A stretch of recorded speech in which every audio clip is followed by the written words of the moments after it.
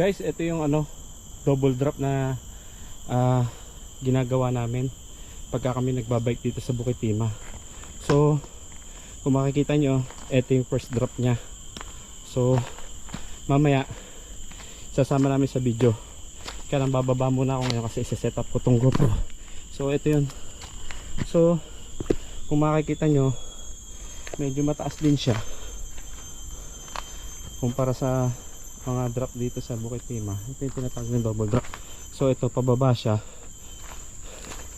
Yan. Bababa ka dito. Ito pa yung isang susunod na drop. Actually okay naman, doable naman siya. Pwede mo rin siyang i-roll kung medyo alanganin ka. Ayan siya, ganyan siya. Kung makikita mo siya, okay, medyo maganda rin yung picture niya dito. So eto na, gagawin namin yung double drop para makita nyo rin.